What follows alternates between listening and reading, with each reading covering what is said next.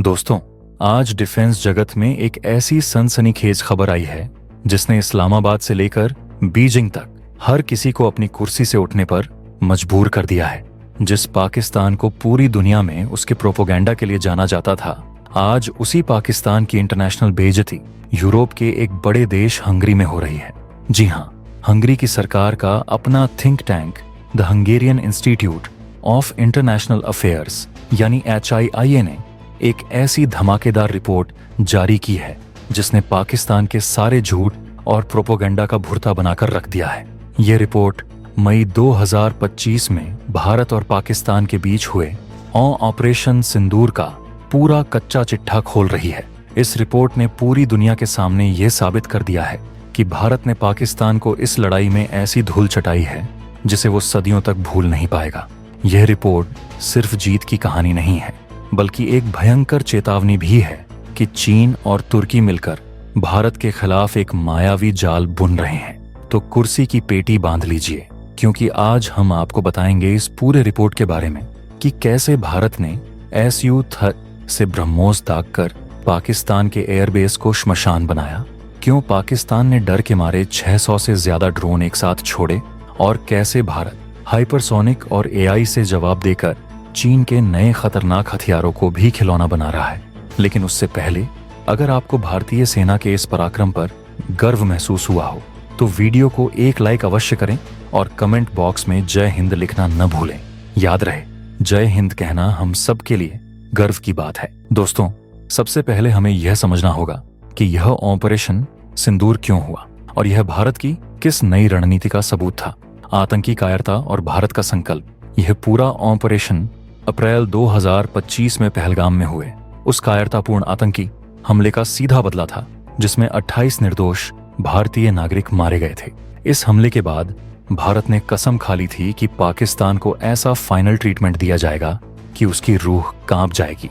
Hungary की report साफ कहती है कि यह अब पुराना भारत नहीं है जो आतंकी हमलों को सहता रहेगा, बल्कि यह नया भारत है जो घर में घुसकर मारता है और दुश्मन को उनकी औकात याद दिलाता है। रिपोर्ट के मुताबिक भारत ने इन अचूक हमलों से एक ही झटके में पाकिस्तान के कब्जे वाले कश्मीर, पीओके और खुद पाकिस्तान के अंदर मौजूद 9 बड़े आतंकी ठिकानों को, जहां लश्कर-ए-तैयबा और जैश-ए-मोहम्मद के खूंखार आतंकी भारत पर हमला करने की ट्रेनिंग लेते थे, श्मशान में बदल दिया गया। इसके साथ ही भारत ने लॉइटरिंग म्यूनिशन यानी सुसाइड ड्रोन्स का भी जमकर इस्तेमाल किया। ये वो मायावी ड्रोन्स होते हैं जो दुश्मन के इलाके में छिपकर सही मौके का इंतजार करते हैं और फिर काल बनकर टूट पड़ते हैं। यह हमला इतना सटीक और भयंकर था कि पाकिस्तान के पंजाब और सिंध प्रांतों के अंदर तक बैठे उसके air defence radar, command centre और एयरफील्ड्स पूरी तरह से अपंग हो गए, मानो किसी ने उनकी आंखें फोड़ दी हों और कान बहरे कर दिए हों। और इस पूरी तबाही की पुष्टि किसी और ने नहीं, बल्कि हाई रिजोल्यूशन सैटेलाइट तस्वीरों ने की, जिसने पाकिस्तान के सारे झूठ का पर्दाफाश कर दिया। अब जाहिर सी बात है, जब भारत ने पाकिस्तान के घर में घुसकर इतना बड़ा प्रहार किया तो पाकिस्तान भी चुप नहीं बैठता। उसने अपनी इज्जत बचाने के लिए जवाबी कार्रवाई करने की पूरी कोशिश की। रिपोर्ट के मुताबिक पाकिस्तान ने भारत पर ड्रोन के झुंडों, ड्रोन स्वाम्स और मिसाइल बैराज से हमला किया। उसने एक साथ 100 से ज्यादा ड्रोन और मिसाइलें भारत की तरफ दाग दी। उसे लगा कि वह भारत को बड़ा नुकसान पहुंचा देगा। हालांकि इस बात को मानना पड़ेगा कि इस हवाई झड़प के शुरुआती घंटों में भारत को भी एक झटका लगा और हमने अपना कम से कम एक फाइटर जेट खो दिया। यह हमारे लिए एक नुकसान जरूर था, पर पाकिस्तान को अंदाजा नहीं था कि भारत ने उसके इस ड्रोन झुंड के स्वागत के लिए आसमान में क्या जाल बिछा रखा था। हंगरी की रिपोर्ट के मुताबिक यह 1999 के कारगिल युद्ध के बाद आसमान में लड़ी गई सबसे बड़ी और सबसे जाबड़ जंग थी। आसमान में जैसे मधुमक्खियों का छत्ता फूट पड़ा था, लेकिन हमारे जांबाज पायलटों ने पाकिस्तानी वायुसेना की हवा टाइट कर दी और असली चमत्कार जमीन पर तैनात हमारे स्वदेशी आकाश एयर डिफेंस सिस्टम और दुनिया के सबसे घातक एयर डिफेंस सिस्टम S-400 ने किया। इन दोनों ने मिलकर पाकिस्तान से आई एक मिसाइल और 600 से ज्यादा ड्रोन को चुन चुनकर हवा में ही जलाकर राख कर दिया। जी हाँ, 600 ड्रोन। ये पाकिस्तान की वायुसेना की सबसे बड़ी बेइज्जती थी, जिसने उनके पूरे डिफेंस इंफ्रास्ट्रक्चर को मजाक बनाकर रख दिया। इस चमत्कार के पीछे सिर्फ हमारे पायलट नहीं थे, बल्कि जमीन पर तैनात हमारा स्वदेशी पराक्रम था। हंगरी की रिपोर्ट ने भारत और पाकिस्तान की फौजी ताकत का जो फर्क बताया वो हैरान करने वाला है। भारत ने सभी 9 आतंकी ठिकानों को तबाह करने के लिए 50 से भी कम सटीक प्रेसिजन हथियारों का इस्तेमाल किया, जिसका मतलब था एक गोली एक दुश्मन।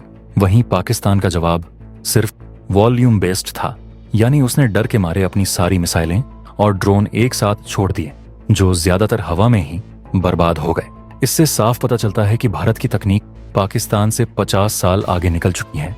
यही नहीं, रिपोर्ट ने भारत के स्वदेशी इनोवेशन यानी आत्मनिर्भर भारत की ताकत की भी जमकर तारीफ की है, खासकर भारत की पुरानी AL-70 तोपों के अपग्रेड की, जिसे भारत इलेक्ट्रॉनिक्स लिमिटेड BEL ने यूक्रेन युद्ध से सबक लेते हुए एक घातक ड्रोन किलर सिस्टम में बदल दिया है और जिसे चीन सीमा पर भी तैनात किया जा चुका है।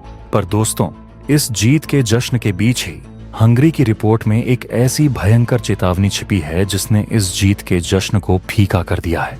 यह चेतावनी पाकिस्तान की तरफ से नहीं आ रही, बल्कि पाकिस्तान के नए आकाओं चीन और तुर्की की तरफ से आ रही है। रिपोर्ट ने साफ कहा है कि भारत आज भले ही पाकिस्तान से बहुत आगे है, लेकिन चीन और तुर्की इस अंतर को बहुत तेजी से कम कर सकते हैं। ऑपरेशन सिंदूर में 600 से ज्यादा ड्रोन खोने के बाद पाकिस्तान सीधे चीन की गोद में जाकर बैठ गया और अब जो खबर सामने आ रही है वो वाकई चिंताजनक है। हंगरी की रिपोर्ट ने जिस चीनी J-35 स्टेल्थ फाइटर जेट की चेतावनी दी थी वह अब सच हो गई है। कई अंतर्राष्ट्रीय डिफेंस रिपोर्टों ने यह पक्का कर दिया है कि पाकिस्तान ने चीन के साथ 40 J-35 स्टेल्थ फाइटर जेट्स की डील फाइनल कर ली है। ये कोई छोटा मोटा हथियार नहीं, यह चीन का वो मायावी हथियार है जिसे 5वीं पीढ़ी का स्टेल्थ फाइटर जेट कहा जाता है। स्टेल्थ का मतलब है अदृश्य। यह एक ऐसा लड़ाकू विमान है जो दुश्मन के रडार की पकड़ में आए बिना ही अपना काम करके वापस जा सकता है। J-35 का आना इस पूरे खेल को पलट सकता है, क्योंकि यह हवा में हमारे राफेल और SU-30 को सीधी चुनौती देगा, ठीक उसी तरह जैसे चीन की DF-17 मैक 10 की स्पीड से उड़ती है। खतरा सिर्फ J-35 नहीं है। रिपोर्ट ने दूसरे दुश्मन का नाम लिया था, तुर्की। हम बात कर रहे हैं बायराक्तार अकिंची ड्रोन की। ये कोई खिलौना नहीं है, ये एक स्ट्रेटेजिक क्लास का ड्रोन है। ये 36,000 फीट से ज्यादा की ऊंचाई पर उड़ सकता है, लगातार 24 घंटे तक हवा में रह सकता है और सबसे घातक, यह अपने साथ मिसाइलें और बम लेकर उड़ता है। ऑपरेशन सिंदूर में मारे गए 600 ड्रोन नीचे उड़ रहे थे, इसीलिए मारे गए। लेकिन अकिंची ड्रोन इतनी ऊंचाई पर उड़ेगा कि उसे पकड़ना आसान नहीं होगा। ये सीमा के पास 24 घंटे मंडराता रहेगा और मौका मिलते ही हमला कर देगा। अब आप इन दोनों खतरों को एक साथ जोड़कर देखिए। एक तरफ चीन का मायावी J-35 स्टेल्थ फाइटर जेट जो रडार पर नहीं दिखेगा, और दूसरी तरफ आसमान में बहुत ऊंचाई पर मंडराता तुर्की का अकिंची ड्रोन। ये दोनों हथियार मिलकर भारत के लिए एक दोहरी मार का जाल बिछा सकते हैं। J-35 हमारे फाइटर जेट्स को उलझाएगा और अकिंची ड्रोन हमारी जमीन पर मौजूद सेना और रडार स्टेशनों को निशाना बनाएगा। यह है वह भयंकर साजिश जिसकी चेतावनी हंगरी की रिपोर्ट ने दी है। पाकिस्तान की अपनी कोई औकात नहीं है, लेकिन चीन और तुर्की उसे भारत के खिलाफ एक खूनी प्रॉक्सी के तौर पर इस्तेमाल कर रहे हैं। लेकिन सवाल यह उठता है कि क्या भारत इस नई चुनौती के लिए तैयार है? क्या भारत हाथ पर हाथ धरे बैठा है?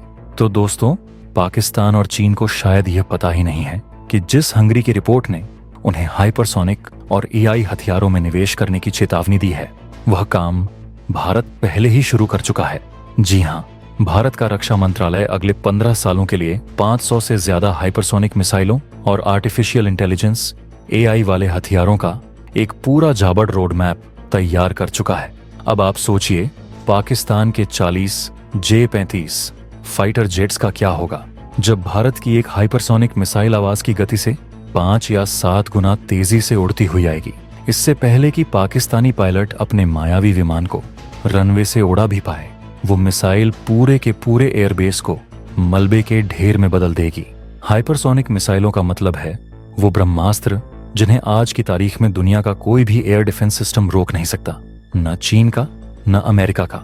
जब ये मिसाइल चलेंगी तो J-35 हो या अकिंची ड्रोन, ये सब जमीन पर ही भस्म हो चुके होंगे। और दूसरी तरफ भारत अपना खुद का S-400 बना रहा है, जिसका नाम है प्रोजेक्ट कुशा यह भारत का वो मायावी सुरक्षा कवच होगा जो पूरी तरह से आर्टिफिशियल इंटेलिजेंस पर काम करेगा। प्रोजेक्ट कुशा के अंदर एक ऐसी एआई सक्षम डिसीजन सपोर्ट प्रणाली लगाई जा रही है जो खुद ब खुद फैसला लेगी। यह एआई सिस्टम एक साथ 100 से ज्यादा लक्ष्यों पर नजर रखेगा और खुद तय करेगा कि किस खतरे को किस हथियार से तबाह करना है, बिल्कुल उसी तरह जैसे हमारी BMD शील्ड का एआई सिस्टम करता है। पाकिस्तान चीन से भीख मांगकर 40 विमान ला रहा है, मतलब वह पूरी तरह से दूसरों पर निर्भर है। और भारत अपना खुद का हाइपरसोनिक प्रोग्राम और एआई बेस्ड प्रोजेक्ट कुशा बना रहा है। यही फर्क है एक भिखारी और एक शहंशाह में। वो J-52 विमान पाकिस्तान की रक्षा के लिए नहीं बल्कि पाकिस्तान के ताबूत में आखिरी कील साबित होंगे, क्योंकि जब ये उड़ेंगे तो भारत का एआई वाला प्रोजेक्ट कुशा आसमान में ही इनका शिकार कर लेगा। हम दुश्मन की पूरी पीढ़ी के हथियारों का जवाब अपनी अगली पीढ़ी की तकनीक से देते हैं।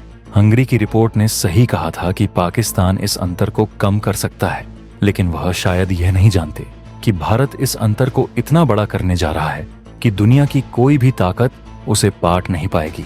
हमें गर्व है अपने वैज्ञानिकों और इंजीनियरों पर जो दिन रात मेहनत करके देश को यह अभेद ताकत दे रहे हैं। तो दोस्तों, आपको क्या लगता है, क्या पाकिस्तान चीन से J-35 खरीद कर भारत से बच पाएगा? अपनी राय नीचे कमेंट में जरूर बताएं। वीडियो को लाइक नहीं किया है तो वीडियो को लाइक करके अपने दोस्तों के साथ शेयर करें। चैनल को सब्सक्राइब नहीं किया है तो सब्सक्राइब कर लें। मिलते हैं अगले वीडियो में। जय हिंद, जय भारत।